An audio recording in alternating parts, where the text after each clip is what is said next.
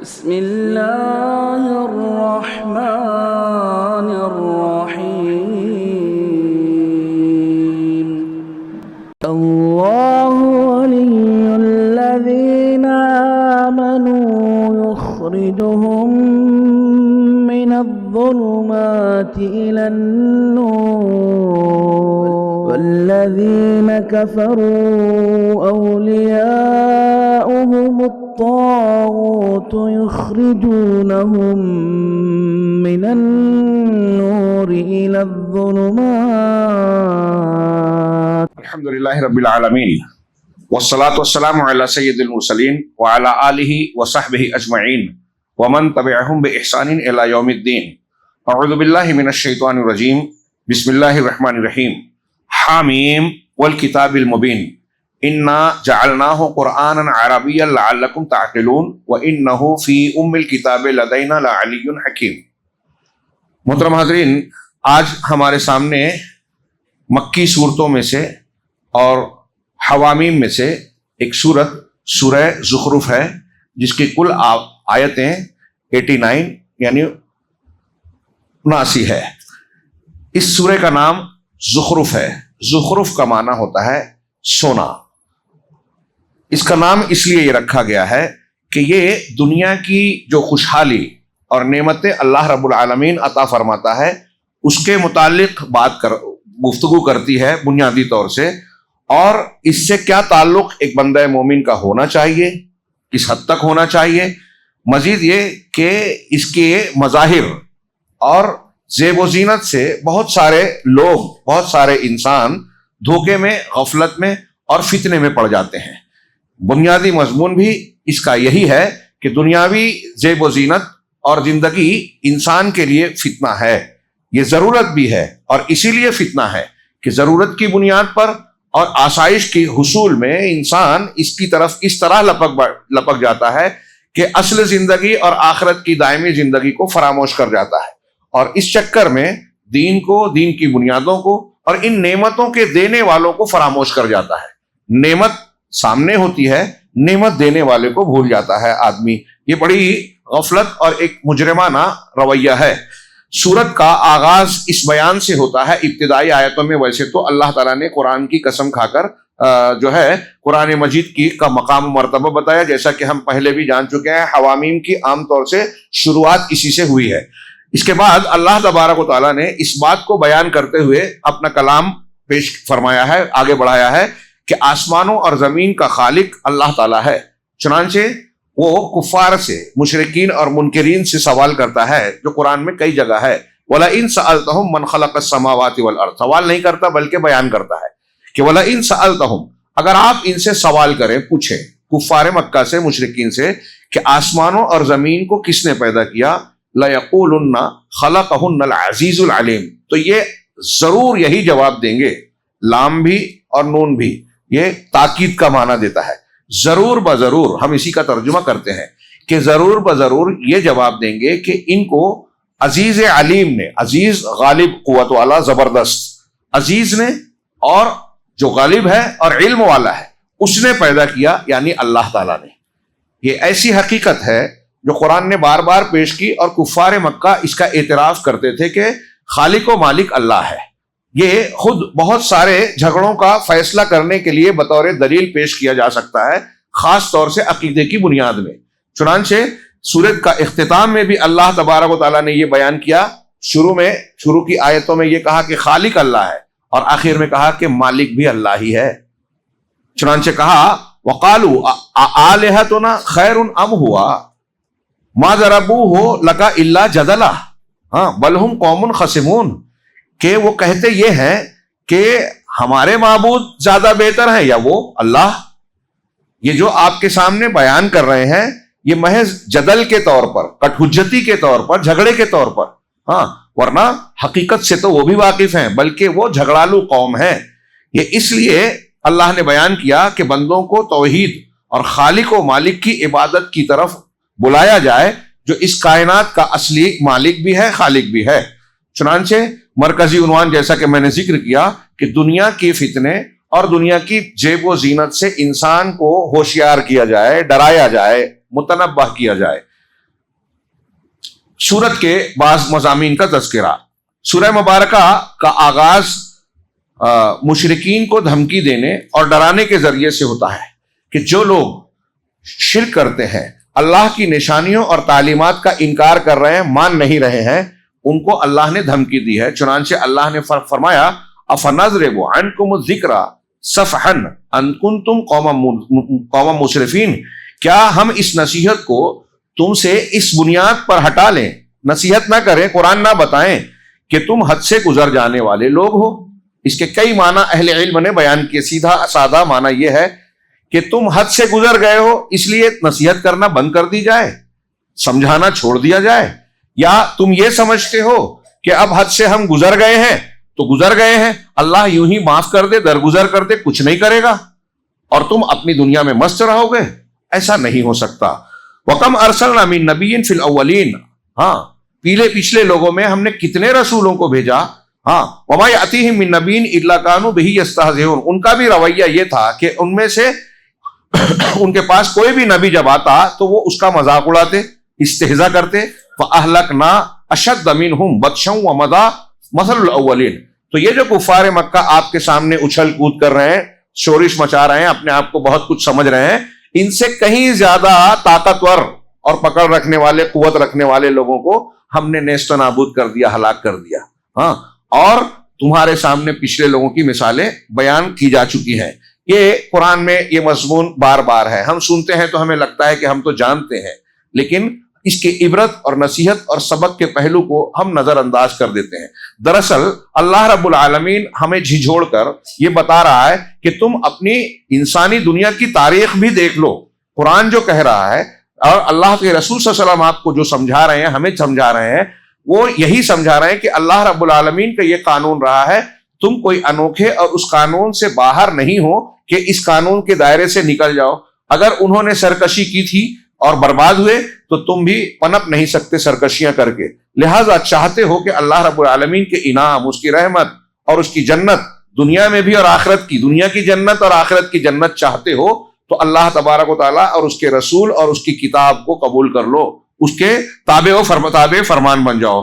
اس سورہ مبارکہ نے اللہ کے کائنات میں اللہ تبارک و تعالیٰ کی قدرت کے دلائل کو پیش کیا اور اس کی مخلوقات کو، چنانچہ آسمان کو، زمین کو، بارش کو، اور اللہ نے انسانوں کو جو مختلف قسم کی سواریاں اس کے لیے حوالے کی، مسخر کی، وہ سمندر میں چلنے والی کشتیاں ہوں، زمین کے چوپائے اور جانور ہوں، ان تمام کا تذکرہ آگے آیت نمبر 9 سے 13 میں کیا اور یہ بتایا کہ یہ ساری چیزیں بندوں پر اللہ کی عظیم نعمتیں ہیں۔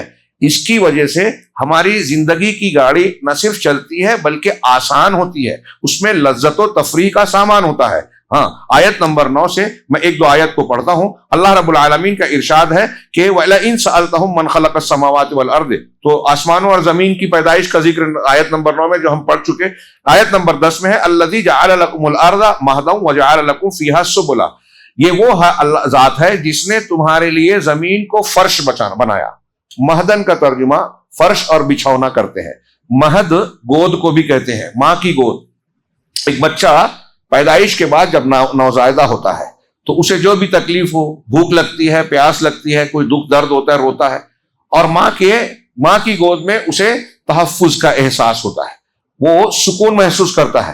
روتا بچہ ماں کی گود میں چپ ہو جاتا ہے، اسے وہاں غذا بھی ملتی ہے، ماں کی گود میں آرام بھی ملتا ہے، اور ایک طریقے سے اپنے محفوظ ہونے کا، اپنے جو ہے بہتر ہونے کا اندازہ لگتا ہے، جس سے وہ چپ ہو جاتا ہے، بہل جاتا ہے ماں سے۔ تو مہد بنایا اس لیے کہ مہد میں، ماں کی گود میں بچے کی ضروریات مل جاتی ہیں۔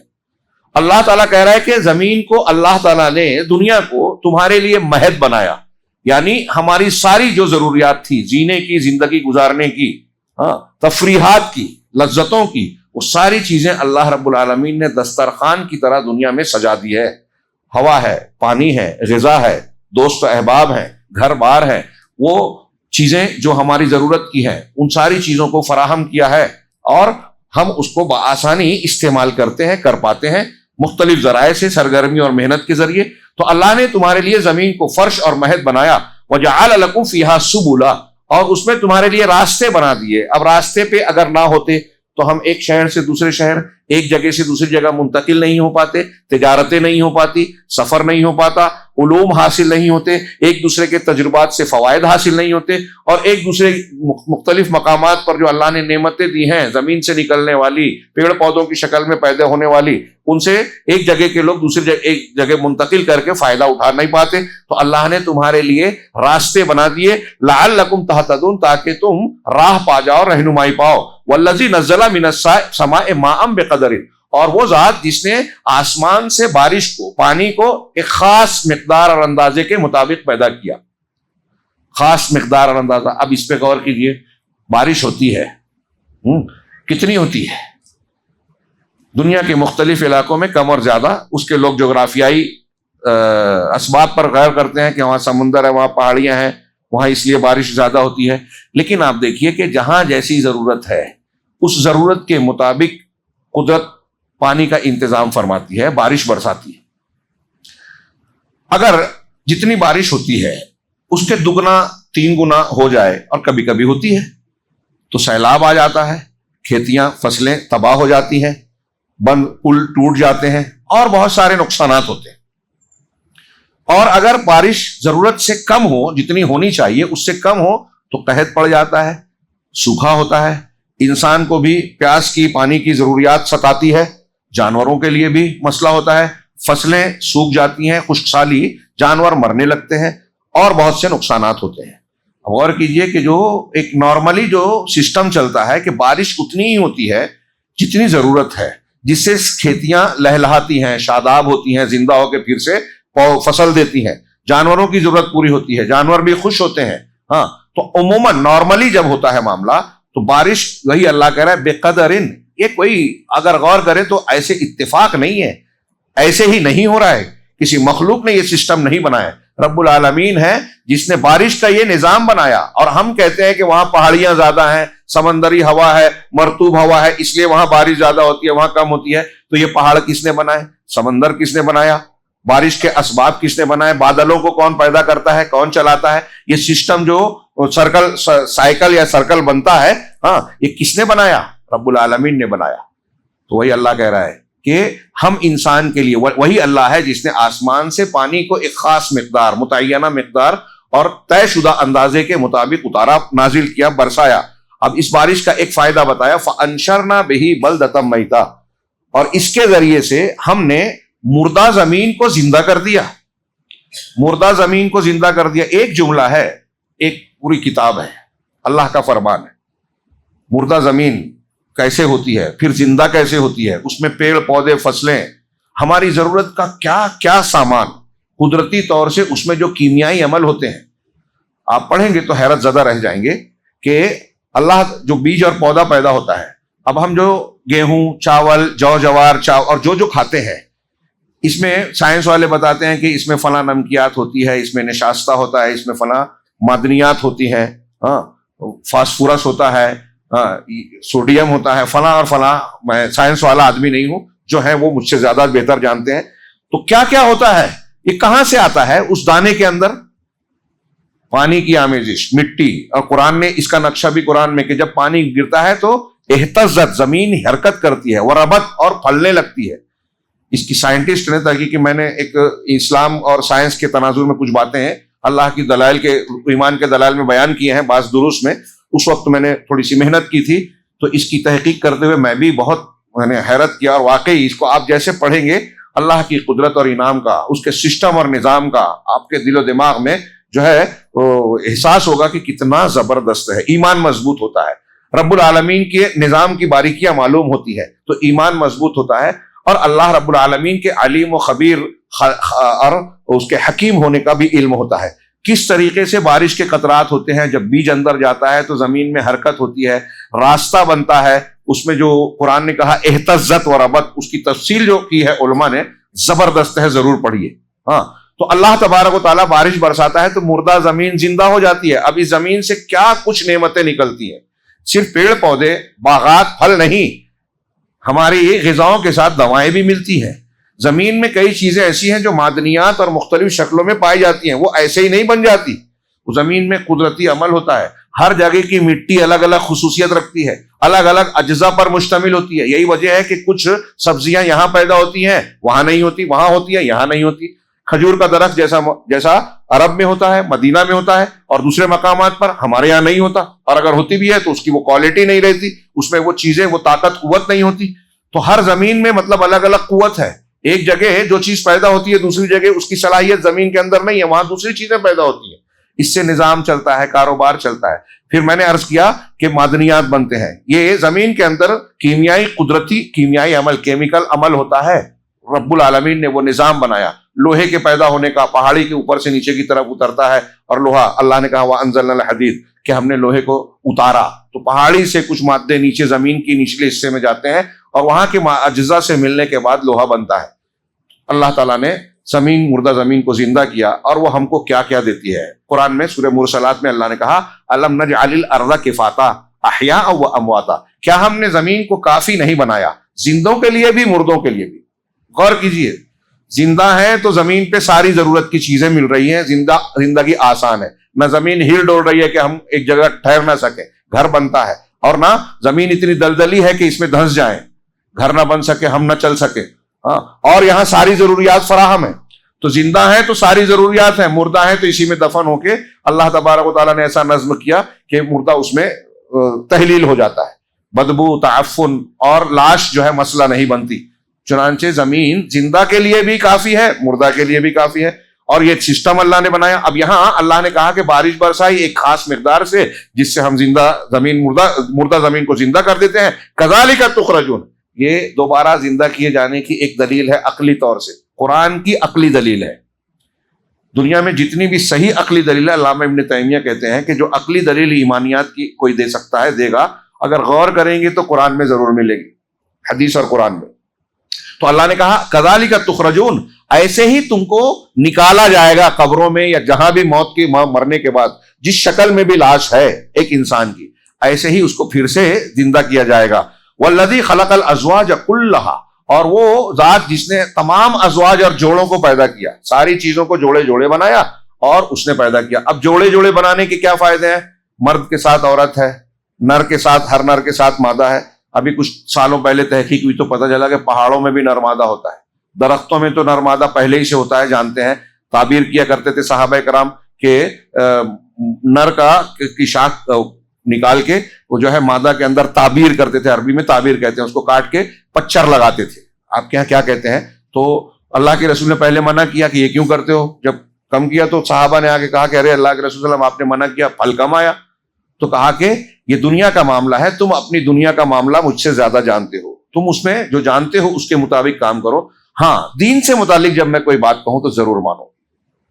تو بحیثیت آدمی میں نے ایک رائے دی تھی، پوچھا تھا کہ یہ تعبیر کیوں کرتے ہو، تو میں نے بیان کیا اس کو تم زیادہ جانتے ہو. تو نر مادہ اس میں بھی ہوتے ہیں، پھل پھول میں، پیڑ پودوں میں بھی ہوتے ہیں. اللہ کہہ رہا ہے کہ اسی نے ہر چیز کو جوڑے جوڑے بنایا. اب اس جوڑے جوڑے سے کیا کیا فائدے ہیں پڑھتے رہیے پوری سائنس میں. ہاں، وَجَعَلَ لَكُم مِّنَ الْفُلْكِ وَالْأَنْعَامِ مَا تَرْكَبُونَ، اور تم کو کشتیاں تم کو دی اور ایسے چوپائے جس میں تم سواری کرتے ہو. اس سے پہلے والی سورہ میں بھی اس کا تذکرہ تھا، اور اس میں یہ ہے کہ سواری کے طور پہ اللہ تمہارے لیے ایسی بھی چیزیں بنا رہا ہے جو تم نہیں جانتے ابھی، اور بہت کچھ پیدا کرے گا. تو اس میں آج کی جدید سواریاں بھی آ جاتی ہیں. لِتَسْتَوُوا عَلَى ظُهُورِهِ ثُمَّ تَذْكُرُوا نِعْمَةَ رَبِّكُمْ إِذَا اسْتَوَيْتُمْ، تاکہ تم جم کر اس کی پیٹھ پر بیٹھ جاؤ جانوروں کی، اور پھر اللہ کے اپنے پروردگار کی نعمت کو یاد کرو جب تم اس پر بیٹھ جاتے ہو، ٹھیک ٹھاک ہو کر بیٹھ جاتے ہو. وَتَقُولُوا، اور کہو. یہ سواری کی دعا کا ایک حصہ اس میں آ گیا اس آیت کریمہ میں. اور تم یہ کہو سبحان الذی سخر لنا ھذا وما كنا له مقرنین وَإِنَّا إِلَىٰ رَبِّنَا لَمُنْقَلِبُونَ، کہ پاک ہے وہ ذات جس نے ہمارے لیے اس سواری کو مسخر کیا. ہم یہ اپنے قابو میں نہیں کر سکتے تھے، اونٹ، گھوڑا اور دوسری سواریاں قابو میں نہیں کر سکتے تھے. اللہ نے تابع بنایا، وہ پاک ہے. وما كنا، ہم اس کو تابع میں اپنے قابو میں نہیں کر سکتے تھے. وَإِنَّا إِلَىٰ رَبِّنَا لَمُنْقَلِبُونَ، اور ہم اپنے پروردگار کی طرف پلٹنے والے ہیں. یہاں اتنے حصے کے ساتھ میں ایک درمیان میں ایک بات کہوں گا کہ مسافر سفر کرنے کے لیے جب جاتا ہے، نکلتا ہے گھر سے، تو مسافر کی ایک دعا ہے، تو اس میں یہ چیز بھی شامل ہے. اللہ اکبر، سبحان الذی سخر لنا ھذا، سواری پر سوار ہونے کے بعد نبی اسلام پڑھتے تھے وما كنا له مقرنین تک، وَإِنَّا إِلَىٰ رَبِّنَا لَمُنْقَلِبُونَ اللهم إِنَّا نَسْأَلُكَ فِي سَفَرِنَا ھذَا الْبِرَّ وَالتَّقْوَىٰ. وقت زیادہ چلا جائے گا، اس لیے میں صرف اشارہ کروں کہ یہ پوری دعا آپ پڑھیے، ترجمہ دیکھیے. ایک گھر سے نکلنے والے مسافر کے سامنے جو ٹینشن فکر ہو سکتی ہے اپنے گھر والوں کے لیے، راستے کے لیے، واپس لوٹنے کے سلسلے میں، ان سارے معاملے کو اس ایک دعا نے گھیر دیا ہے. بڑی جامع دعا ہے وہ، مکمل، بہت شاندار. آپ ترجمہ پڑھیں گے تو آپ کی سمجھ میں آ جائے گا. بہرحال یہ آیتیں اللہ تبارک و تعالیٰ کی تخلیق اور کائنات کی ان نشانیوں کو بتاتی ہے جو توحید کو پر دلالت کرتی ہیں. آیت نمبر 9 سے 13 تک. اس کے بعد اس سورہ مبارکہ میں آیت نمبر 15 سے 19 تک جاہلی معاشرے میں جن چیزوں کو اختیار کیا گیا تھا اور جہالت اور خرافات پر مبنی باتیں تھی، بدعقیدگی پر مبنی تھی، شرک پر مبنی تھی، اس کا ذکر کر کے اس کا رد کیا گیا. جیسے ان لوگوں کا یہ کہنا کہ اللہ تبارک و تعالیٰ کی بیٹیاں ہیں. چنانچہ ان آیتوں میں اللہ تبارک و تعالیٰ نے فرمایا، آیت نمبر 15 میں اللہ کہتا ہے اَمِ اتَّخَذَ مِمَّا يَخْلُقُ بَنَاتٍ وَأَصْفَاكُمْ بِالْبَنِينَ. یہ کہتے تھے کہ فرشتے اللہ کی بیٹیاں ہیں، اور خود آگے اللہ کہہ رہا ہے. ابھی چلیے ترجمہ ہی کرتے ہیں. اللہ تعالیٰ نے سوال کیا کہ کیا اللہ تعالیٰ نے جو کچھ پیدا کر رہا ہے اس میں سے اپنے لیے بیٹیاں منتخب کر رہا ہے اور ان کے لیے انہوں نے اپنے لیے بیٹے منتخب کر لیے، جبکہ اللہ کے لیے بیٹی بتا رہے ہیں. وَإِذَا بُشِّرَ أَحَدُهُمْ بِمَا ضَرَبَ لِلرَّحْمَنِ مَثَلًا. اور جب ان میں سے کوئی شخص اس چیز کی بشارت دیا جاتا ہے، بشارت کا لفظ کی استعمال کیا، یعنی بیٹی کی خبر دی جاتی ہے، خوشخبری دی جاتی ہے، جو رحمان کے لیے مثال بیان کر رہا ہے تو اس کا خود چہرہ سیاہ پڑ جاتا ہے، کالا ہو جاتا ہے اور چہرہ اتر جاتا ہے اور وہ غمزدہ ہوتا ہے. یعنی جب بیٹی کی خبر ان کو ملتی ہے تو غمزدہ ہوتے ہیں اور اللہ کے لیے بیٹی بنا رہے ہیں. أَوَمَن يُنَشَّأُ فِي الْحِلْيَةِ وَهُوَ فِي الْخِصَامِ غَيْرُ مُبِينٍ. کیا وہ بیٹی، لڑکی جو کہ زیورات میں، زیور اور وغیرہ پہننے میں جو ہے پروان چڑھتی ہے، پرورش پاتی ہے، اور پھر جھگڑا کرنے میں وہ واضح بات نہیں کر پاتی. یہ عورتوں کی ایک چیز بتائی کہ فطری طور سے بچپن سے ہی ان کے ہاں زیور اور ہار اور یہ سب پہننے میں دلچسپی ہوتی ہے. آج کل ہمارے کچھ نوجوانوں کو بھی دلچسپی ہوتی ہے. میں نے 1-2 لوگوں کو ٹوکا کہ یہ چین پہننا، گلے میں یہ ڈالنا اور کچھ اور اس طرح کے بناؤ سنگار کی چیزیں، انگوٹھی ٹھیک ہے، سنت ہے، ثابت ہے، مرد بھی پہن سکتے ہیں، لیکن یہ زنانہ چیزیں ہیں. قرآن کہہ رہا ہے کہ جس کی پرورش زیورات میں ہو رہی ہے اور وہ جھگڑے میں غیر مبین، غیر واضح بات کرنے والی ہے، یہ ان کی کمزوری ہے کہ جب جھگڑا ہوتا ہے تو اپنی بات ٹھیک سے نہیں رکھ پاتی، الا ماشاء اللہ. یہ قرآن کہہ رہا ہے وَجَعَلُوا الْمَلَائِكَةَ الَّذِينَ هُمْ عِبَادُ الرَّحْمَنِ إِنَاثًا. اور فرشتوں کو جو رحمان کے بندے ہیں ان کو انہوں نے عورتیں، لڑکیاں بنا دیا. أَشَهِدُوا خَلْقَهُمْ.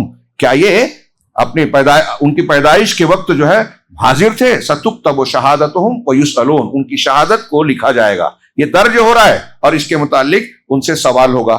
بدعقیدگی کے بارے میں ہم اللہ کو کیا جواب دیں گے؟ اگر کوئی عقیدہ ہم نے یہاں ایک ثبوت مل رہا ہے، میں نے اسی کے لیے پڑھا کہ بہت سے لوگ ایسی چیزوں کو عقیدہ بنائے ہوئے ہیں جس کا کوئی ثبوت نہیں ہے. اب ہم نے کسی چیز کو اگر عقیدہ بنایا کہ فلاں بزرگ ایسا کرتے تھے، کر سکتے تھے، ہم ان کو پکار رہے ہیں، تو اللہ پوچھے گا کہ تم ایسا مانتے تھے، تمہارا عقیدہ تھا، تو بتاؤ اس کی دلیل کہاں ہے، کیوں مانتے تھے؟ اللہ نے آگے کہا کہ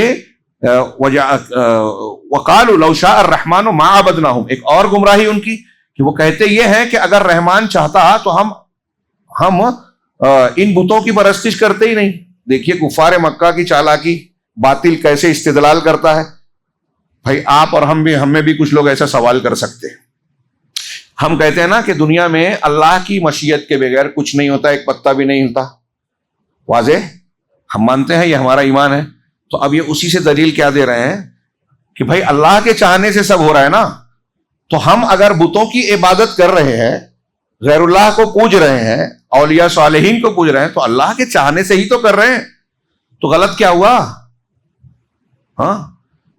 تو تقدیر سے اپنی برائی پر استدلال کرنا یہ شیطان کا طریقہ ہے. قرآن میں شیطان نے یہ استدلال قرآن نقل کیا کہ وہ بھی کہتا تھا کہ وہ جب سجدے سے انکار کیا اور براندہ گیا تو اس نے اللہ سے کہا کہ جب تو نے مجھے گمراہ کر دیا تو پھر میں ایسا ایسا چاہتا ہوں. یعنی اپنی غلطی کو اللہ کے اوپر ڈال رہا ہے. تو یہ بھی کفار مکہ یہی کہہ رہے ہیں، اور ہمارے یہاں بھی کچھ لوگ کہتے ہیں. اس بات کو تھوڑا سا جواب دوں. علامہ ابن ابی العز حنفی رحمہ اللہ نے شرح العقیدہ الطحاویہ میں بڑا پیارا جواب دیا ہے ان لوگوں کو جو تقدیر کے ذریعے دلیل دے کے اپنی غلطی کو صحیح بتاتے ہیں اور یہ کہتے ہیں کہ اللہ کی مرضی سے میں کر رہا ہوں. اور یہ ایک فرقہ گزرا ہے مسلمانوں میں، جبریہ، جو کہتا ہے کہ انسان مجبور ہے، سب کچھ تقدیر ہی تقدیر ہے، ہم کچھ نہیں سوچتے، ہماری چاہت مشیت کچھ نہیں ہے. بہت بڑی گمراہی ہے. علامہ ابن تیمیہ نے ان کا تذکرہ کر کے 20 واقعات نقل کیے. شاید آپ نے سنا ہو کہ ایک مرتبہ ایک آدمی نے اپنی بیوی کو کسی دوسرے مرد کے ساتھ رنگے ٹانگوں یا رنگے ہاتھوں کہیے پکڑا گناہ کرتے ہوئے. غصہ ہو گیا اور اب سزا دینا چاہتا تھا. اس نے کہا رکو، پہلے کچھ کرنے سے پہلے میری بات سن لو. یہ علامہ ابن تیمیہ نے واقعہ نقل کیا. تو اس نے کہا اچھا بولو. کہا ایک بات بتائیے، کیا اس دنیا میں اللہ کی مشیت کے بغیر کچھ ہوتا ہے؟ تو اس نے کہا نہیں. تو کہا اب بتائیے کہ میں اگر یہ کام کر رہی تھی جس پر تم ناراض ہو رہے ہو، میں نے غلطی کی اگر آپ کو لگتا ہے، تو کیا اللہ کی مشیت کے بغیر میں نے کیا؟ کہا نہیں. تو کہا ایک ایسے کام پر آپ مجھ سے ناراض ہو رہے ہیں، غصہ ہونے جا رہے ہیں، جو میں نے اللہ کی مشیت سے کیا، تو بتائیے کہ آپ کا کام صحیح ہے؟ تو اس نے کہا کہ اللہ تم کو جزائے خیر دے، تم نے مجھے غلط قدم اٹھانے سے بچا لیا. اور دونوں خوشی خوشی رہنے لگے. یہ کہانی کے آخری میں بولا جاتا ہے نا، میں اکثر اس واقعے کو نقل کرتا ہوں تو کہتا ہوں خوشی خوشی رہنے لگے. حضرت عمر بن خطاب سے بھی ایک آدمی نے یہ استدلال کیا. علامہ ابن ابی العز حنفی نے شرح العقیدہ طحاویہ میں نقل کیا، اور میں نے دوسری جگہ بھی پڑھا، دونوں جگہ مجھے حوالہ نہیں ملا لیکن انہوں نے نقل کیا.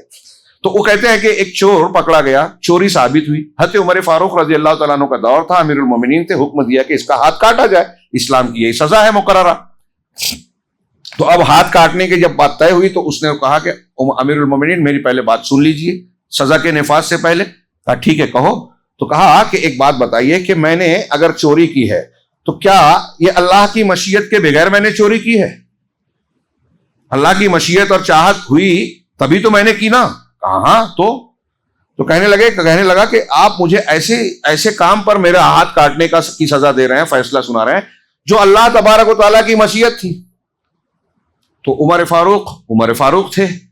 عمر فاروق ایمان کے ایک چوٹی تھے. انہوں نے جواب دیا کہ تیری بات تو صحیح ہے کہ تو نے چوری کی، اللہ کی مشیت کے بغیر نہیں ہو سکتا تھا، لیکن دوسرا پہلو تو یہ بھی ہے نا کہ اب میں امیر المومنین ہوں، میں ذمہ دار ہوں اسلام کے قانون کو نافذ کرنے کا. میرے سامنے جب چور کا جرم چوری ثابت ہو گیا تو اب میری تقدیر میں یہ لکھا ہے، تیری تقدیر میں، ہاں اس نے کہا کہ میری تقدیر میں چوری کرنا لکھا تھا، تو تیری تقدیر میں چوری لکھا تھا، تو نے کیا. میری تقدیر میں لکھا ہے کہ تیرا ہاتھ کاٹنا پڑے گا، تو کاٹنا تو پڑے گا.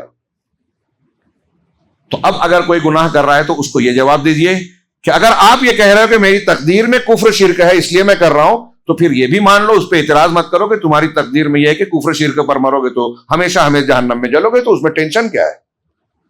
تقدیر کا اتنا یقین ہے اگر. تو کفار مکہ نے 2-3 جگہ پر قرآن نے یہ ان کا جواب نقل کیا کہ اگر رحمان چاہتا تو ہم ان بتوں کی عبادت نہیں کرتے، توحید پر رہتے. مطلب ہم شرک کر رہے ہیں تو اللہ کے چاہنے کی وجہ سے شرک کر رہے ہیں. اتنا بھیانک استدلال ہے. اللہ رب العالمین نے ان کا رد کیا اور ان کی مذمت فرمائی. اور یہاں مشیت کے سلسلے میں یہ یاد رکھیے کہ اللہ کی مشیت کے بغیر کچھ نہیں ہوتا، یہ بات صحیح ہے، لیکن انسان کی مشیت کا اس بات بھی قرآن کرتا ہے. نہ انسان کی مشیت پوری ہے، نہ اللہ تبارک و تعالیٰ انسان کو مجبور کرتا ہے. کسی نے حضرت علی سے یا کسی عالم سے پوچھا کہ انسان کو کتنی طاقت قدرت حاصل ہے، تو انہوں نے کہا کہ تم کھڑے ہوئے ہو، حیدرآباد میں ٹھہرے بولتے، کھڑے کو ٹھہرے، تو کھڑے ہوئے ہو. تو مجھے دقت ہوئی ٹھہرے میں بعد میں سمجھ میں آیا کہ کھڑے رہنے کو ٹھہرا بولتے ہیں. تو تم ٹھہرے ہوئے ہو تو ٹھہرے ایک قدم اٹھا لو. تو اس نے اٹھا لیا. کہا اب یہ قدم اوپر ہی رکھے رہو اور دوسرا بھی اٹھاؤ. کہا یہ تو نہیں کر سکتا. تو کہا اتنی تم کو طاقت ہے، اتنی تم کو طاقت نہیں ہے. ہم کوئی کام کرنا چاہتے ہیں تو یہ ہماری مشیت ہے، لیکن اللہ تعالیٰ اگر توفیق دیتا ہے تو ہم اسے کر پاتے ہیں. میں آپ کو ایک تماشا مار سکتا ہوں، یہ مجھے تو طاقت اللہ نے دی ہے. اب میں تماشا مارنے کا ارادہ کرتا ہوں، میری مشیت ہے، لیکن اللہ تعالیٰ نہیں چاہتا کہ میں ماروں، اس لیے رکاوٹ آ جائے گی، نہیں مار پاؤں گا. اللہ چاہتا ہے کہ میں مار لوں تو چھوٹ دے دی تو میں مار لوں گا. یہ تماشے کی جگہ آپ نیکیاں، برائیاں، قتل، نماز، روزہ سب ڈھونڈ لیجیے. تو انسان کی مشیت جب ہوتی ہے تو اللہ کی توفیق ملتی ہے. اسی بات کو قرآن نے کہا فَأَمَّا مَنْ آتَى وَاتَّقَى وَصَدَّقَ بِالْحُسْنَى فَسَنُيَسِّرُهُ لِلْيُسْرَى جو شخص خرچ کرتا ہے آتا واتقى اور تقوی اختیار کرتا ہے وصدق بالحسنى اور حسنى کی تصدیق کرتا ہے فسنيسره جو شخص ایسا کرتا ہے تو ہم اس کے لیے یسرا کی آسانی کرتے ہیں، جنت کا راستہ آسان کرتے ہیں، ہدایت کا راستہ آسان کرتے ہیں۔ جو ایسا کرتا ہے اس کو آسان کرتے ہیں، اور جو واما من بخل جو بخیلی کنجوسی کرتا ہے، واستغنا استغنا برتتا ہے، بے نیازی برتتا ہے، وکذب بالحسنى اور حسنى کی تکذیب کرتا ہے، جھٹلاتا ہے، فسنيسره للعسرى تو ہم اس کے لیے دشواری اور جہنم کے راستے کو آسان کرتے ہیں۔ تو انسان کی بھی مشیت ہے، اس کی بھی مشیت ہے۔ یہ میں جو سمجھایا سمجھ میں آیا؟ میں پوچھ رہا ہوں آپ لوگوں سے، یہ ایک لمبا چوڑا مسئلہ ہے عقیدے کا۔ اس کے نہ سمجھنے سے کچھ لوگ بعض قرآن کی آیتوں، بعض حدیثوں پر اعتراض کرتے ہیں، گمراہی کا شکار ہو جاتے ہیں، اللہ پر اعتراض کرنے لگتے ہیں، نعوذ باللہ۔ تو بہرحال یہی کفار مکہ نے کہا کہ اگر رحمان چاہتا تو ہم ان کی ان بتوں کی عبادت نہ کرتے، وما لہم بذالک من علم، لیکن اللہ نے ان کو کہا کہ ان کا اس سلسلے میں کوئی علم ہے ہی نہیں۔ اس کا مطلب یہ کون بولے گا؟ جو جاہل آدمی ہے، جاہل انسان یہ بات بولے گا۔ اللہ کہہ رہا ہے ان کو کوئی علم نہیں ہے، انہم الا یخرصون، یہ تو بس کیا کہیں گے، اندازی ٹولہ، کیا کہیں گے، اٹکل پچو بات کر رہے ہیں، اندھیرے میں تیر چلانا، تو اندازے کھوک رہے ہیں، علم نہیں ہے، بس یوں ہی کہتے جا رہے ہیں، ٹولہ مار رہے ہیں۔ ہم آتیناہم کتابا من قبلہ فہم بہ مستمسکون، یہ جو آیتیں میں بیان کر رہا ہوں اس میں بیان نہیں ہے، لیکن میں کر رہا ہوں اس لیے کہ یہ خرافات بہت سی جو کفار مکہ میں تھی، اللہ اس کا ذکر کر کے رد کر رہا ہے کہ ان خرافات کی کوئی دلیل نہیں ہے، تم سے پوچھا جائے گا اور کیوں مان رہے ہو۔ یہاں ایک اور سوال کا جواب ملتا ہے، کچھ لوگ کہتے ہیں کہ بعض ایسے لوگ بھی تھے اور ہو سکتے تھے، اہل فترہ پر ایک لمبی چوڑی بحث ہے، لیکن اسی ضمن میں ایک سوال کرنا چاہتا ہوں، سوچنے کا ایک راستہ بتانا چاہتا ہوں کہ کچھ لوگ ایسے ہیں جن کے بارے میں کہتے ہیں کہ وہاں کوئی توحید پہنچانے والا نہیں ہے، دین کسی نے پہنچایا نہیں، توحید انہیں معلوم نہیں، تو اب اگر وہ شرک کر رہے ہیں تو کیا مجرم ہوں گے؟ تو وہیں یہ سوال پیدا ہوتا ہے کہ دین چلو توحید کسی نے نہیں پہنچائی، شرک کیسے مل گیا ان کو؟ اگر وہ شرک کر رہے ہیں تو کیوں کر رہے ہیں؟ تو اللہ اس کی دلیل پوچھ رہا ہے اس آیت میں کہ تم فرشتوں کو اللہ کی بیٹی کہہ رہے ہو، تو سوال کیا جائے گا تم سے کیوں مان رہے تھے؟ تم جب یہ مان رہے ہو کہ رحمان چاہتا تھا تو اس بارے میں تمہارے پاس کوئی علم تھا کیا؟ اور آگے اللہ نے ایک جملہ اور فرمایا، ام آتیناہم کتابا من قبلہ فہم بہ مستمسکون، کیا ہم نے اس سے پہلے ان کو کوئی کتاب دی تھی جس کو وہ مضبوطی سے پکڑے ہوئے ہیں، اس دلیل کی بنیاد پر یہ خرافات اختیار کیے ہوئے ہیں؟ تو آج جتنے لوگ بھی اس قسم کی خرافات، جھوٹے تہوار، جھوٹے عقیدے اختیار کیے ہوئے ہیں، فلاں بزرگ ایسے تھے وہ ہمارا یہ کام بنا دیں گے، ان کی قبر پہ جائیں گے تو یہ کام بن جائے گا، تعزیہ بنانے سے یہ ہوتا ہے، فلاں بدعت کرنے سے یہ ہوتا ہے، اور اس کا یہ نتیجہ، تو اللہ تعالیٰ پوچھے گا کہ کس کتاب میں تھا، کہاں پڑھا تھا، کیا دلیل تھی؟ آپ کو کوئی بھی عقیدہ اختیار کرنا ہے تو اس کی دلیل اختیار کرنا، اس کی دلیل پیش کرنا ہوگی، یہ اس سے پتہ چلتا ہے۔ اور اللہ تبارک و تعالیٰ نے کفار مکہ میں کے پاس جو جاہلیت میں جو چیزیں تھی اس کا رد کیا ان آیتوں میں، اور پھر آگے بیان کیا کہ ان کا جواب کیا تھا جب ان سے یہ پوچھا جاتا ہے تو کہتے ہیں بل قالوا انا وجدنا آباءنا علی امۃ وانا علی آثارہم مہتدون، کہ ہم نے اپنے باپ دادا کو ایک طریقے پر پایا تھا تو ہم انہی کے نقش قدم کی راہ پر چل رہے ہیں۔ اور ایسے کہا کہ جب بھی اس سے پہلے کسی قوم کے پاس نبی کو بھیجا گیا تو ان کے خوشحال لوگوں نے یہی جواب دیا، یہ کہہ رہے ہیں وہی، اس سے پہلے بھی گمراہ کافر مشرکین نے یہی جواب دیا کہ ہم اپنے آباء و اجداد کو ہم نے ایک امت، ایک طریقے پر پایا تھا، ایک مسلک پر پایا تھا، اور ہم انہی کی اقتدا کرنے والے ہیں، انہی کے نقش قدم پر چلنے والے ہیں۔ تو آپ ان سے پوچھئے کہ کیا میں جو لایا ہوں دعوت، یہ تمہارے باپ دادا کے پاس جو دین تھا، جو طریقے اور افکار تھے، اس سے زیادہ صحیح، اس سے زیادہ ہدایت پر مبنی نہیں ہے؟ تو پھر انہوں نے جواب میں کیا کہا کہ جو کچھ تم پہ دے کر بھیجے گئے ہو، انا بما ارسلتم بہ کافرون، جو تم لے کر آئے ہو ہم اس کا انکار کرتے ہیں۔ اس کے بعد آیت نمبر 26 سے 28 میں سیدنا ابراہیم علیہ السلام کا تذکرہ ہے، جس میں کہتے ہیں کہ وَإِذْ قَالَ إِبْرَاهِيمُ لِأَبِيهِ وَقَوْمِهِ إِنَّنِي بَرَاءٌ مِّمَّا تَعْبُدُونَ، ابراہیم علیہ السلام نے شرک سے، بتوں سے اور اہل شرک سے اپنی براءت کا اظہار کیا ہے۔ ہماری گفتگو ہوتی رہتی ہے، میں ایک بات دہراؤں کہ آپ کون سا مسلک اور دین مان رہے ہیں آپ کو بیان کرنا پڑے گا، اور خاص طور سے عقیدے میں اپنے عقیدے کا اظہار ضروری ہے۔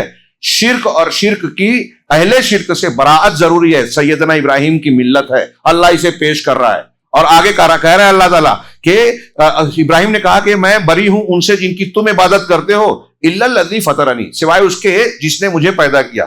یہ جملہ ٹھیک وہی ہے جو ہم لا الہ الا اللہ میں کہتے ہیں.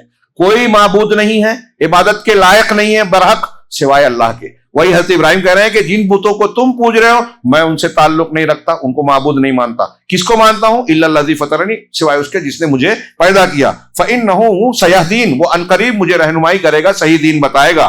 وجعلھا، حضرت ابراہیم نے یہ بات کہی اپنے مخاطبین سے، مشرکین سے، اپنے زمانے کے سارے لوگوں کے سامنے ٹکرا گئے، کھل کے بیان کیا، اپنا مسلک موقف چھپایا نہیں، کلیئر. اور یہ بہت ضروری ہے عقیدے میں. اور اللہ آگے کہا وجعلھا کلمۃ باقیۃ فی عقبہ لعلہم یرجعون، اور حضرت ابراہیم نے اس کلمے کو، اس بات کو اپنے پیچھے باقی رہنے والا کلمہ بنا دیا، لا الہ الا اللہ، تاکہ وہ لوٹیں. یعنی اگلی نسل میں بھی لوگ توحید کی دعوت دیتے رہیں اور شرک سے لوگوں کو منع کریں، شرک اور بت پرستی سے پلٹ کر توحید کی طرف آتے رہیں. یہ حضرت ابراہیم کی دعوت تھی، اور انہوں نے اپنے باپ اور اپنی قوم سے براءت کا اظہار کیا. ولا اور برا کی یہ بنیاد ہے.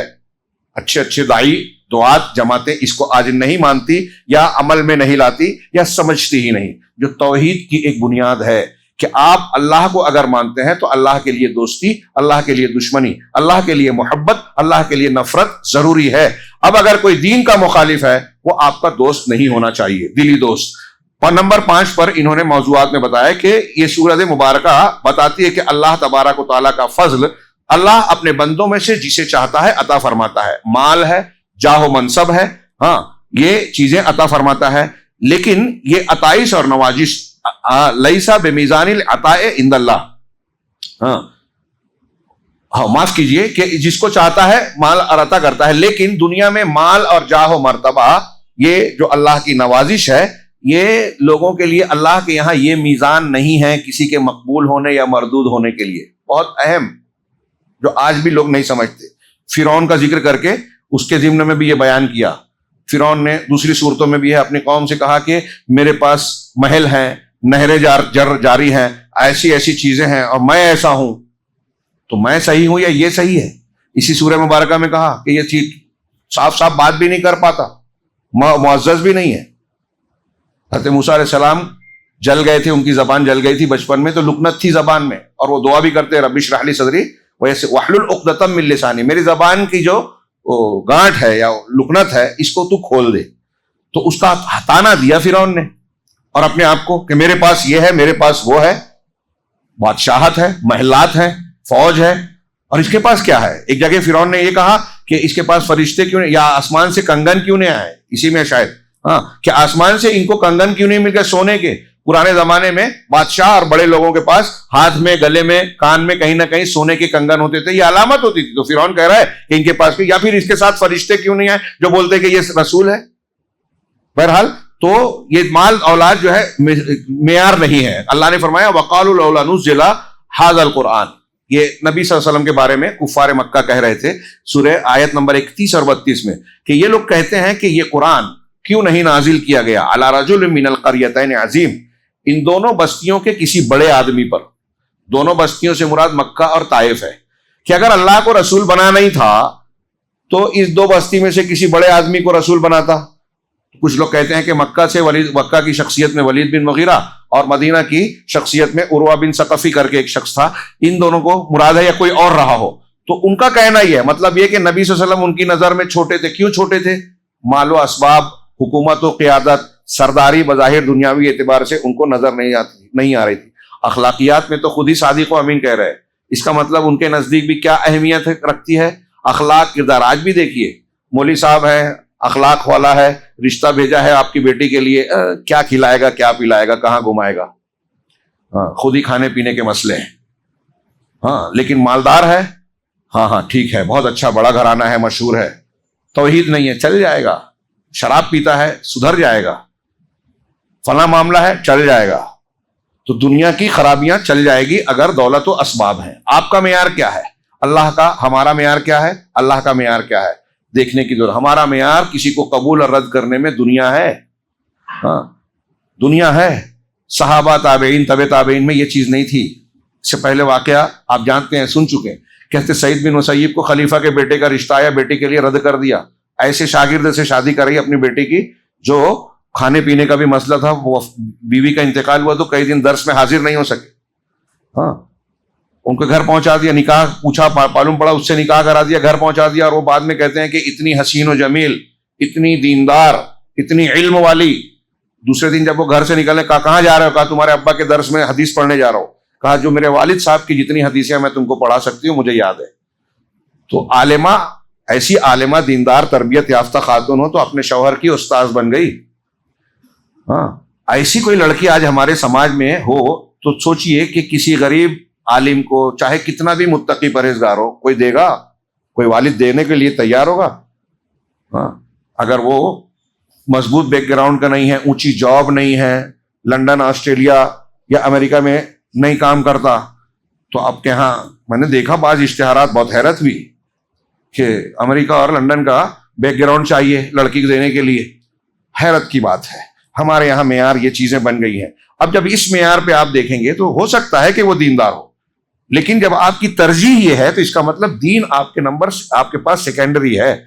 اب آپ کا پوتا, آپ کا نواسا اگر شرک والے گھر میں پیدا ہو کے مزار پرستی کرتا ہے تو یہ بڑا نقصان ہے, یا تھوڑا سا کھانے پینے میں تنگی جھیل کے توحید پہ رہتا ہے, یہ بڑا فائدہ ہے.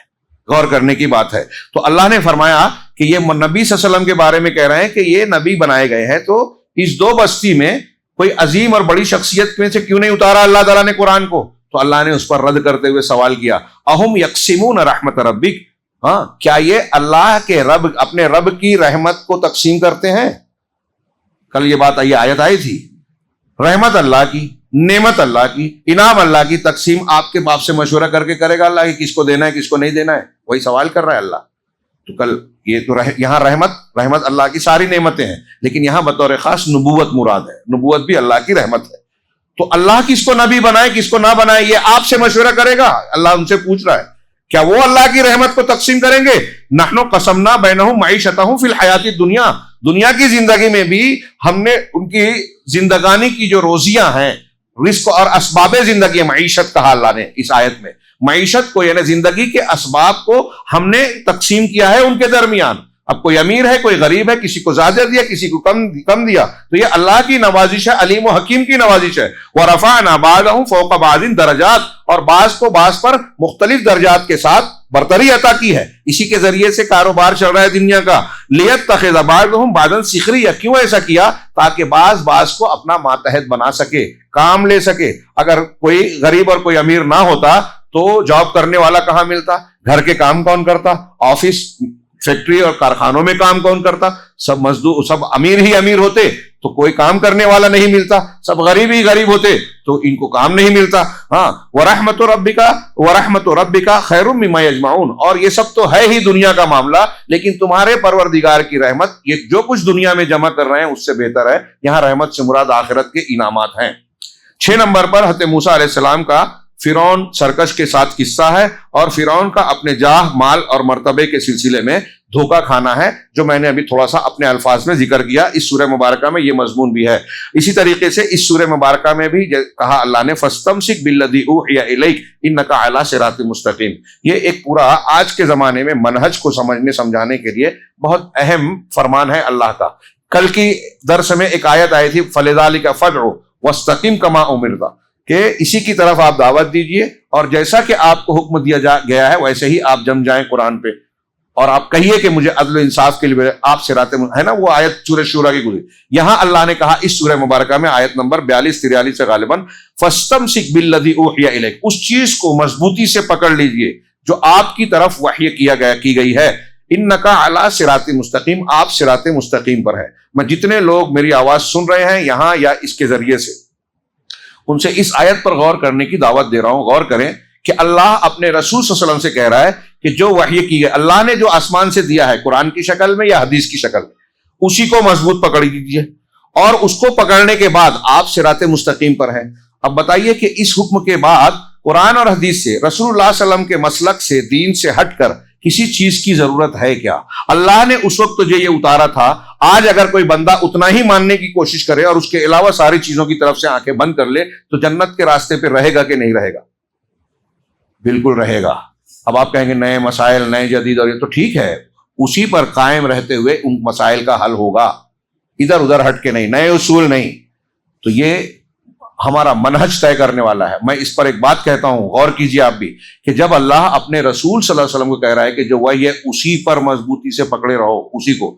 سورہ شورى میں کہا فاستقم کما امرت، اور کل ایک اور سورہ پڑھی گئی سورہ جاسیہ میں اللہ نے کہا کہ ثم جعلناک علی شریعۃ من الامر. اس کے بعد ہے سورہ جاسیہ غالباً سورہ دخان کے بعد، کہ اسی میں اللہ نے فرمایا کہ ثم جعلناک علی شریعۃ من الامر، پھر ہم نے آپ کو شریعت کے ایک حکم پر قائم کر دیا.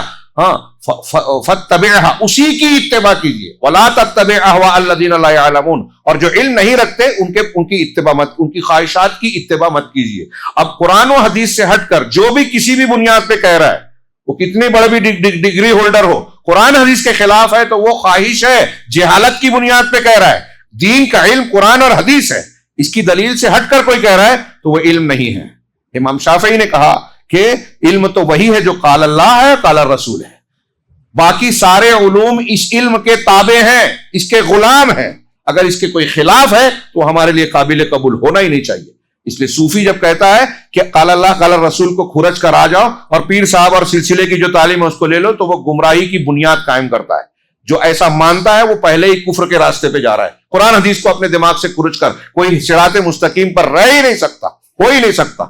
اس لیے اس کو سب سے مضبوطی سے، اللہ کہہ رہا ہے مضبوطی سے تھام لو. اور نبی صلی اللہ علیہ وسلم نے گارنٹی دیا کہ یہ دو چیزیں پکڑے رہو گے، قرآن اور سنت، تو کبھی گمراہ نہیں ہوگے. اس کا مطلب، اس کا الٹا معنی یہ ہوا کہ گمراہی آئے گی ان دونوں چیزوں کو چھوڑنے سے، یا ان پر اپنی گرفت کو کمزور کرنے سے. یہ سورہ آیت نمبر 43 میں تھی. اسی طرح اس سورہ مبارکہ نے حضرت عیسیٰ علیہ السلام کی فضیلت بیان کی ہے. حضرت عیسیٰ علیہ السلام کی فضیلت آیت نمبر 57 سے لے کر جو ہے 65 تک. اس میں ایک خاص چیز ہے جس کا میں ذکر کرنا چاہتا ہوں. اللہ تبارک و تعالیٰ نے حضرت عیسیٰ علیہ السلام کے بارے میں وَلَمَّا ضُرِبَ ابْنُ مَرْيَمَ مثلا اذا قومك منه يصدون وقالوا آلهتنا خير ام هو، ان کے بارے کیا ہمارا معبود بہتر ہے یا وہ. اس سیاق میں یہ جملہ ہے ما ضربوه لك الا جدلا بل هم قوم خصمون. آگے حضرت عیسیٰ کے بارے میں کہا ان هو الا عبد انعمنا علیہ، کہ عیسیٰ علیہ السلام تو ایک بندے تھے جن پر ہم نے انعام کیا. اللہ نہیں تھے، اللہ کے بیٹے نہیں تھے، ہم نے ان پر انعام کیا. وجعلناه مثلا لبنی اسرائیل، اور ہم نے بنی اسرائیل کے لیے انہیں مثال بنایا. ان هو الا کیا ولو نشاء لجعلنا منکم ملائکۃ فی الارض یخلفون، اور اگر ہم چاہتے تو تم میں ہم فرشتوں کو جو ہے زمین میں بھیجتے، مقرر کرتے، جو ایک کے بعد ایک آتے. یہ جملہ جو آگے کی آیت ہے میں پیش کرنا چاہتا ہوں. وَإِنَّهُ لَعِلْمٌ لِلسَّاعَةِ فَلَا تَمْتَرُنَّ بِهَا وَاتَّبِعُونَ. اور حضرت عیسیٰ علیہ السلام قیامت کا علم ہے. ترجمہ کرتے ہیں قیامت کی نشانی ہے. اسی لیے کچھ لوگوں نے علم پڑھا، اسے کچھ لوگوں نے علم پڑھا. علم مانے نشان. تو عیسیٰ علیہ السلام قیامت کا علم ہے، عیسیٰ علیہ السلام قیامت کا نشان ہے. کیا مطلب؟ یہ میں بطور خاص فوکس اس لیے کر رہا ہوں کہ منکرین حدیث قادیانی یہ لوگ انکار کرتے ہیں کہ حضرت عیسیٰ علیہ السلام آسمان سے نزول فرمائیں گے، اور قادیانی بہت طاقت لگاتے ہیں یہ ثابت کرنے میں. مرزا غلام احمد قادیانی نے قرآن کی 30 آیتیں نکال کے اپنے زمانے میں پیش کی تھی، اور ان سے یہ ثابت کرنے کی کوشش کی تھی کہ حضرت عیسیٰ علیہ السلام مر چکے ہیں، وفات ہو گئی دوسرے نبیوں کی طرح. ہمارے علماء نے اس کا بھرپور جواب دیا. علامہ ابراہیم میر سیالکوٹی نے تو شہادت القرآن یا وہی نام سے ان کی کتاب ہے، بڑا شاندار، بعض علماء نے کہا سب سے اچھا جواب ہے، اور دسیوں جواب دیا لوگوں نے. مولانا ثناء اللہ امرتسری رحمہ اللہ نے بھی جواب دیا کہ تمہارا استدلال غلط ہے. سب انبیاء گزر گئے لیکن اللہ تعالیٰ نے صرف حضرت عیسیٰ کو مستثنی کر کے آسمان پر اٹھا لیا. بہرحال آسمان پر اٹھایا، اور یہاں اللہ کا قرآن. اب جب ہم حدیثیں پیش کرتے ہیں کہ حضرت عیسیٰ کا نزول ہوگا تو منکرین حدیث وغیرہ کہتے ہیں قرآن میں کہاں ہے. پہلی بات تو یہ اصول صحیح نہیں ہے کہ اگر قرآن میں کسی چیز کا ذکر نہیں ہے تو حدیث کو رد کر دیا جائے اس بنیاد پر. حدیث کس قرآن کی آیت کی تشریح کر رہی ہے آپ اور ہم نہیں جانتے، تو یہ ہمارے علم کی محدودیت ہے. دوسری بات، قرآن میں کچھ نہ کچھ اشارے ہر چیز کے موجود ہیں، ان چیزوں کے جو صحیح حدیث میں ذکر کیے گئے ہیں. اب حضرت عیسیٰ کا نزول ہوگا، اس کی تفصیل حدیثوں میں اور قرآن کی اس آیت میں بھی ذکر ہے کہ یہ قیامت کا ایک علم ہے، قیامت کی ایک نشانی ہے. کیسے کہ حضرت عیسیٰ علیہ السلام دنیا میں پہلے تھے، 33 سال کی عمر میں اٹھا لیے گئے. اور اللہ تبارک و تعالیٰ قرب قیامت میں ان کو پھر سے نازل کرے گا۔ اب اس کی حکمتیں بھی لوگوں نے بہت سی بیان کی ہیں۔ کیوں؟ اس لیے کہ اس زمانے میں دجال کا خروج ہوگا، اور دجال کافروں، مشرکوں اور معاندین میں اس کیٹیگری کا، اس سطح کا آدمی ہوگا کہ اس کا مقابلہ کرنے کے لیے وہی سامنے ہونا چاہیے جو نبوت کے درجے پر فائز ہو۔ نبی کے درجے سے کم والا اس کا مقابلہ کرنے کے لائق نہیں ہوگا۔ اس کو اللہ تعالیٰ ایسی صلاحیتیں دے گا فتنے کے لیے، دجل کے لیے، تو اسے حضرت عیسیٰ علیہ السلام ہی ماریں گے۔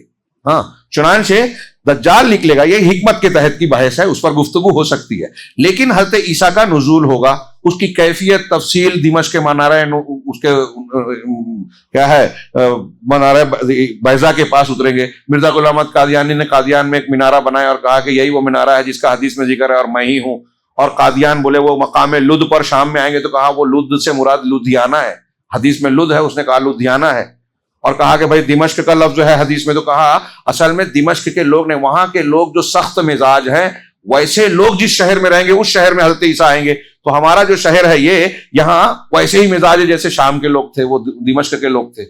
ایسے کھینچ تان کے قرآن حدیث کو وہ اپنے اوپر فٹ کرنے کی کوشش کرتا ہے، اور انتہائی بکواس باتیں ہیں جسے سن کر اگر ایمان والا، انصاف والا ہے تو ہنسے گا، اس کو مانے گا نہیں کوئی بھی۔ جو مانتا ہے اس سے بڑا بے وقوف مجھے کوئی نظر نہیں آتا۔ بہرحال تو حضرت عیسیٰ علیہ السلام قیامت کے قرب میں پھر سے نزول فرمائیں گے۔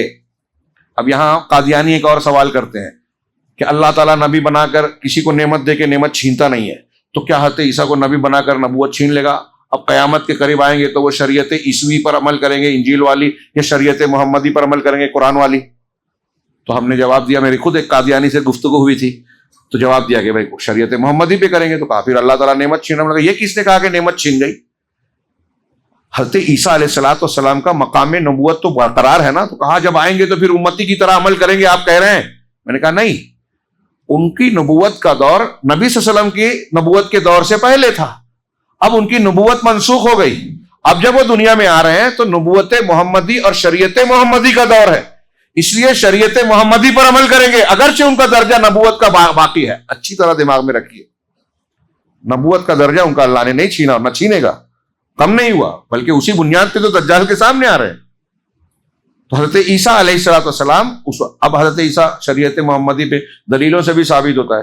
ہمارے یہاں لوگوں نے اتنی جرت کر دی، در مختار رد المختار میں یہاں تک لکھ مارا تقلیدی جوش میں کہ حضرت عیسیٰ جب آئیں گے تو فقہ حنفی مسلک کے مطابق عمل کریں گے۔ مجھے کبھی کبھی احساس ہوتا ہے کہ لوگ مسلکی تعصب میں اتنے اندھے اور جرت مند ہو جاتے ہیں کہ انہیں ڈر نہیں لگتا اللہ سے کہ ہم جو کہہ رہے ہیں اس پر اللہ پکڑ نہ لے۔ مطلب حضرت امام حنیفہ کی مسلک پر عمل کریں گے مطلب مقلد ہو جائیں گے، اور ان کی کتابوں میں لکھا ہے کہ مقلد جاہل ہوتا ہے، تو حضرت عیسیٰ علیہ السلام جاہل ہے، مجتہد کے درجے کے عالم بھی نہیں ہے، مطلب یہ کہنا چاہتے ہو؟ تو نبی کی شان میں گستاخی، نبی کے درجے کی شان میں گستاخی۔ شریعت محمدی پر عمل کریں گے، اور کس میں؟ حنفی، شافعی، مالکی کی فقہ پر نہیں، قرآن حدیث پر۔ اور یہ کون سا مسلک ہے؟ بہرحال حضرت عیسیٰ کے بارے میں کہا کہ یہ قیامت کی ایک نشانی ہے، فلا تمترن بہا، تو اس قیامت کے بارے میں تم بالکل شک میں نہ پڑو، واتبعون، اور میری اتباع کرو، میری بات مان لو، قیامت آئے گی، حساب کتاب دینا ہے، بچنا ہے تو نبی صلی اللہ علیہ وسلم کو حکم دیا گیا کہ بتائیں، میری اتباع کریں۔ آخری بات جو مضامین کے طور پر ذکر کی گئی ہے، اللہ تبارک و تعالیٰ نے آخرت کی نعمتوں کو بھی ذکر کیا ہے، اور مومنوں کے لیے جو کچھ تیار کر رکھا ہے اسے بھی اس سورہ مبارکہ میں ذکر کیا ہے، اور کافروں کا انجام بھی بتایا ہے۔ میں چاہتا ہوں کہ یہ آیتیں آپ ضرور سنیں، میں ترجمے کے ساتھ تیزی سے پڑھا رہا ہوں کہ قیامت کا منظر کشی کرتے ہوئے سورہ مبارکہ نے جو کہا، ہمیں پڑھیں گے دل سے، ایمان سے، تو جھنجھڑ جاتا ہے طبیعت۔ اللہ نے کہا هل ينظرون الا الساعة ان تأتيهم بغتة، کہ وہ قیامت نہیں انتظار کر رہے ہیں مگر قیامت کا جو ان کے پاس اچانک آ جائے، وہم لا يشعرون، اور انہیں اس کا شعور بھی نہ ہو سکے۔ اس کے بعد اس دن کے بارے میں جو منظر کشی کی ہے، غور کیجئے اور اس کے تصور میں ڈوبیے، ان معانی کی گہرائی میں جائیے۔ اللہ نے فرمایا الاخلاء یومئذ بعضهم لبعض عدو الا المتقین، کہ گہرے دوست، خلیل کی جمع اخلاء، گہرے دوست دنیا میں جو ایک دوسرے کے گہرے دوست ہیں، قیامت کے دن ایک دوسرے کے بعض کے دشمن ہو جائیں گے سوائے متقیوں کے۔ یعنی جو تعلق قائم آنے والا ہے وہ اللہ کے لیے، اگر تقوی کے لیے ہے تو قائم آئے گا۔ باقی دنیا داری کے جو تعلقات ہیں اور خاص طور سے گناہ میں اگر ایک دوسرے کے مددگار ہیں تو اللہ کہہ رہا ہے کہ یہ دشمن ہو جائیں گے قیامت کے دن ایک دوسرے کے. یا عبادی، لیکن اللہ اپنے مومن بندوں سے کہہ رہا ہے، کہے گا یا عبادی لا خوف علیکم اليوم ولا انتم تحزنون، اے میرے بندو یعنی جو مومنین ہے، آج کے دن تم پر نہ کوئی خوف ہے اور نہ تم غمزدہ ہوگے.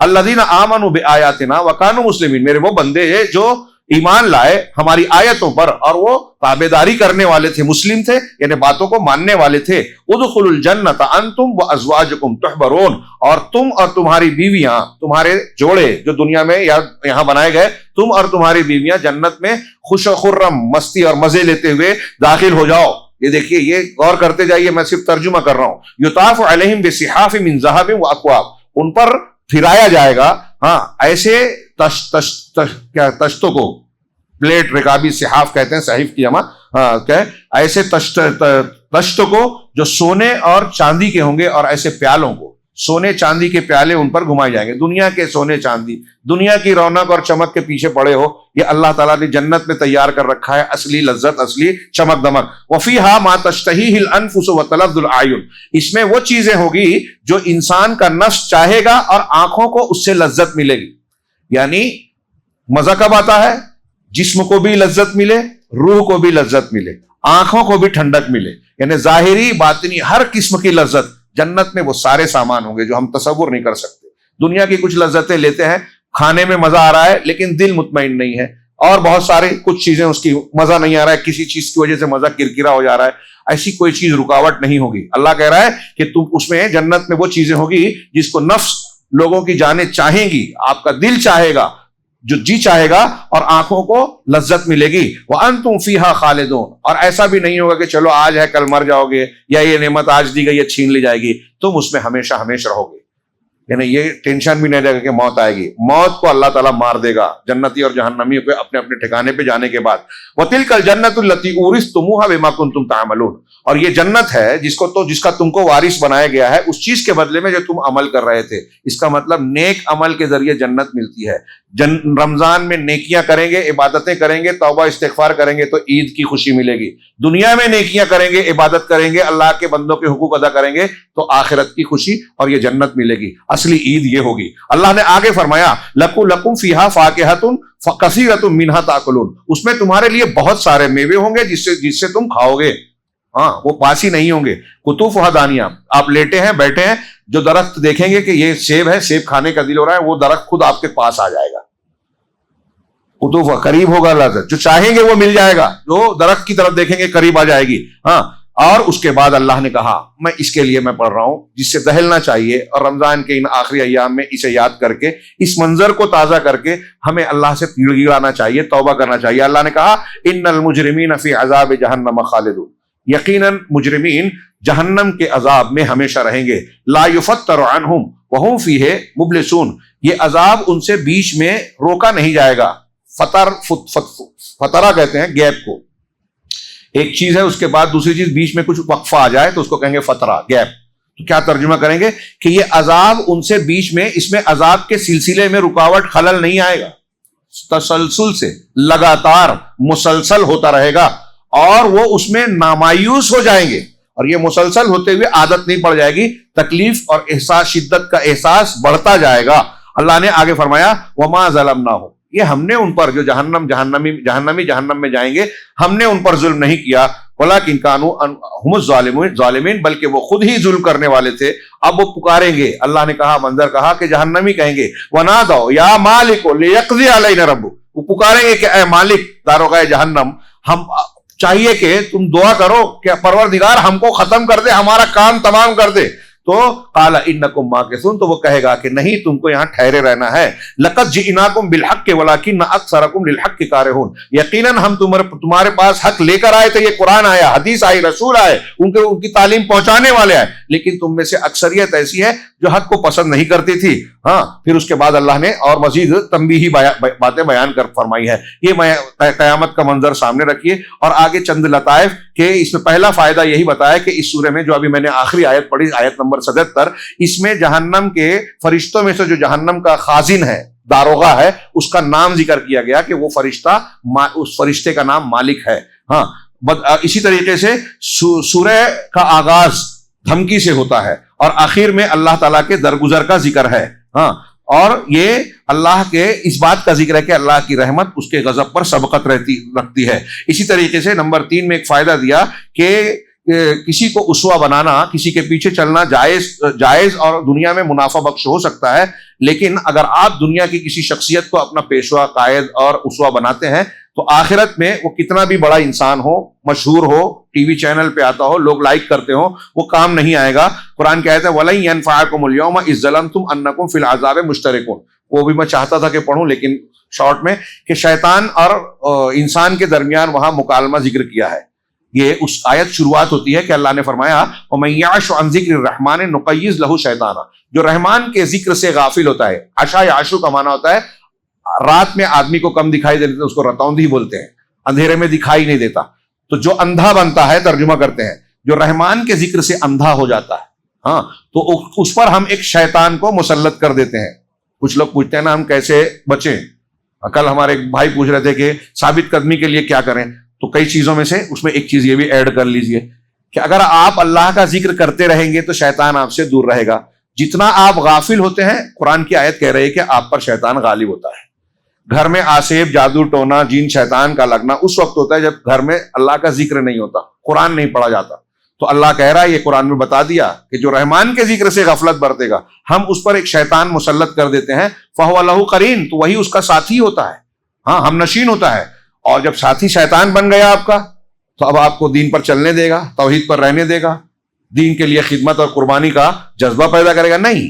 وَإِنَّهُمْ لَيَصُدُّونَهُم عَنِ السَّبِيلِ وَيَحْسَبُونَ أَنَّهُمْ مُهْتَدُونَ. کیا بات ہے، غور کیجئے، کتاب ہے یہ، کہ یہ شیاطین ان کو اللہ کے راستے سے، السبیل سے روکتے ہیں، سیدھے راستے سے، صحیح منہج سے ہٹاتے ہیں، روکتے ہیں، اور اس کے باوجود ان کو ایسا لگتا ہے، وَيَحْسَبُونَ، وہ سمجھتے ہیں کہ وہ ہدایت پر ہیں. جتنے بدعتی ہیں، جتنے کافر ہیں، جتنے مشرک ہیں، جتنے گمراہ ہیں، شیطان کے بہکاوے میں اپنے آپ کو سمجھتے ہیں کہ وہ ہدایت پر ہیں، سچائی پر ہیں. اگلا جو ہے ایک فائدہ یہ بیان کیا کہ جتنے بھی تعلقات ہیں دنیا میں، وہ سارے کے سارے وَكُلُّ حُبٍّ فِي الدُّنْيَا، دنیا میں جتنی بھی محبتیں ہیں وہ اپنے ساتھی کے مر جانے کے ساتھ وہ رشتہ ختم ہو جاتا ہے. ہاں، مگر اللہ کے لیے جو محبت ہوگی وہ رشتہ قیامت میں بھی قائم رہے گا. کہ الاخلاء یومئذ، اسی آیت سے استدلال کیا کہ گہرے دوست اس دن ایک دوسرے کے دشمن ہوں گے سوائے متقیوں کے. یعنی اللہ کے لیے جس سے ہم محبت کرتے ہیں وہ محبت قیامت کے دن میدان میں بھی قائم رہے گی. آخری فائدہ ذکر کرتے ہوئے انہوں نے کہا کہ کیا وہ ذات، کیا وہ عورت جس کو زیورات میں پالا پوسا گیا ہے، پروان چڑھی ہے، اور وہ جھگڑے میں غیر واضح ہوتی ہے، اس سے مراد یہ ہے کہ عورتوں میں ایک قسم کا نقص ہوتا ہے، اور یہ نقص جو ہے ان کی بے عزتی نہیں ہے، بلکہ اس کو یوں دیکھیے، مردوں میں عام طور سے ہمارے یہاں کہتے ہیں کہ بھائی عورتیں ناقصات العقل ہوتی، صحیح بات ہے، قرآن حدیث سے ثابت ہے، ہاں، عقل کے اعتبار سے ناقصات ہوتی ہیں، اور ان کے اوپر کچھ پیریڈ بھی ایسے آتے ہیں کہ وہ ان کے مزاج میں یہ اعتدال نہیں رہتا. جیسے پیریڈ جب آتا ہے منتھلی کورس، حیض کی حالت، تو سائنسداں، میڈیکل سائنس والے کہتے ہیں کہ اس وقت عورت کے مزاج پہ کچھ نہ کچھ اثر پڑتا ہے، جھلاہٹ، غصہ ہو سکتا ہے. ایک وکیل، لیڈی وکیل جو ہے وہ آرگومنٹ میں غلطی کر سکتی ہے، ڈاکٹر اپنے کام میں غلطی کر سکتی ہے اس کنڈیشن میں، اور اسی وجہ سے حیض کی حالت میں طلاق دینا منع ہے کہ وہ غصہ ہے، کچھ آپ کو غلط بول دی تو آپ اسی میں جواب دے دیں. بہرحال، تو اس اعتبار سے کہ وہ ناقصات العقل ہے. ایک پہلو دوسرا دیکھیے کہ عقل میں اگرچہ کچھ نقص یا کمزوری ہے، لیکن عورت کے اندر جو ممتا ہے وہ اس کی جذباتیت کی وجہ سے ہے، اور جذباتیت کا غلبہ ہونا، عقل پر جذبات کا غالب ہونا، یہ کبھی کبھی دھوکے میں ڈال دیتا ہے انسان کو. ہمارے یہاں بہت سارے نوجوان عقل چھوڑ کے جذباتی ہو جاتے ہیں تو نقصان کر لیتے ہیں، غصہ زیادہ ہو گیا تو نقصان کر لیتے ہیں. لیکن عورتوں میں جذبات کا ہونا یہ قدرت کا ایک انتظام ہے. آپ تھوڑی دیر کے لیے سوچئے، اپنے گھر میں تصور کیجئے، خاص طور سے جو بچے والے ہیں، کہ آپ کے گھر میں جو نوزائیدہ بچہ جب پیدا ہوتا ہے تو کتنی تکلیف وہ جھیلتی ہے ماں. کیا آپ اور ہم جھیل سکتے ہیں؟ تصور نہیں. پھر جب بچہ پیدا ہوتا ہے تو سوچئے کہ اس وقت تک جب تک وہ خود سے چلنا پھرنا شروع نہیں کرتا، ہر کام میں محتاج ہوتا ہے. پیشاب پاخانہ ہو گیا، اس کی صفائی کون کرتا ہے؟ سخت سردی ہے، سخت گرمی ہے، موسم کی کیسے بھی تقاضے ہیں، اس کی جو ضرورت ہے اسے کون پورا کرتا ہے؟ مائیں کرتی ہیں، عورتیں کرتی ہیں. ہم کو اگر نیند کی حالت میں ایک مرتبہ سے 2 مرتبہ 3 مرتبہ اگر بچے کے رونے نے جگا دیا تو غصہ ہو جاتا ہے، تو ترس کھا جائیں کہ ابھی یہ ہمارا غصہ جھیل نہیں پائے گا ورنہ ہم مار دیں، غصہ آتا ہے، اور پھر ماں پر ڈانٹ کے کہتے ہیں کہ اس کو کسی طرح چپ کراؤ، مجھے کل جاب پہ جانا ہے، ڈیوٹی پہ جانا ہے، میٹنگ میں جانا ہے، یہ کرنا ہے وہ کرنا ہے۔ ہو سکتا ہے کچھ لوگوں میں صبر ہو، نہ کرتے ہوں، لیکن جھلاہٹ غصہ آ جاتا ہے۔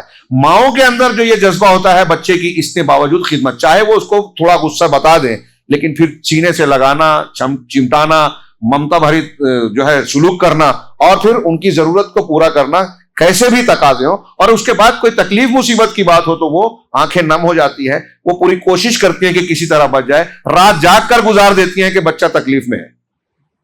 یہ کیوں کرتی ہیں وہ؟ مرد کیوں نہیں کر پاتا؟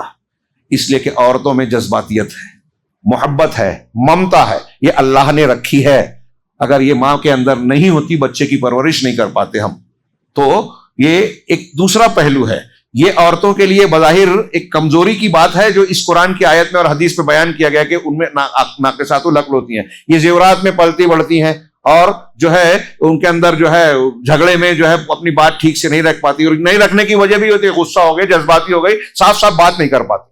تو اس میں جو ہے عورت کے نقص کا ذکر ہے، اس کا نقص جو ہے وہ زیورات، جب بچہ بچپن ہوتا ہے تب سے زیورات کا استعمال کرتی ہے، اور جب وہ جھگڑا کرتی ہے تو اور جدال کرتی ہے تو اس وقت وہ ایک کمزور جز ثابت ہوتی ہے اور اپنے آپ کی مدد کرنے میں کمزور ہو جاتی ہے۔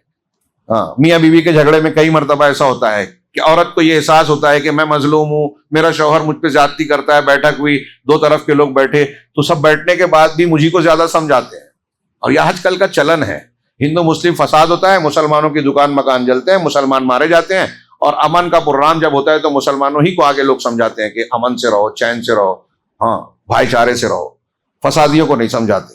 یہی وہ عورت سوچتی ہے، اور وہ اس لیے سوچتی ہے کہ جب جھگڑا ہوتا ہے تو شوہر بڑی چالاکی سے اپنی بات رکھتا ہے، عورت کو اب مظلوم ثابت ہونے نہیں دیتا، اور وہ اپنے آپ کو کر نہیں پاتی، تھوڑا موڑا کرتی ہے تو یہ اس کو ڈھانک دیتا ہے، تو نتیجے میں یہ نکلتا ہے کہ اسی کو لوگ زیادہ سمجھاتے ہیں، اور بعض مرتبہ ایسا بھی ہوتا ہے کہ بھائی طاقتور یہ ہے تو اسی کا ساتھ لوگ دیتے ہیں، یہ غلط ہوتا ہے۔ بہرحال وہ اپنے آپ کو نہیں کر پاتی اور اپنی حجت کو پیش نہیں کر پاتی کہ وہ حق پر ہے، اسی لیے وَلِذَلِكَ اسی لیے اللہ کے رسول صلی اللہ علیہ وسلم نے عورتوں کے ساتھ آخری وصیت کی کہ دیکھو عورتوں کا خیال رکھنا، عورتوں کا خیال رکھنا، وہ بیچاری کمزور ہوتی ہیں، وہ بیچاری عقلی اعتبار سے بھی جذباتی غلبے کی وجہ سے ان کے اندر کمزوری ہوتی ہے، تو ان کا خیال رکھنا۔ اللہ کے نبی صلی اللہ علیہ وسلم نے اسی لیے شادی بیاہ میں عورتوں کے ولی ہونے کو شریعت نے اور اللہ کے رسول نے ضروری قرار دیا۔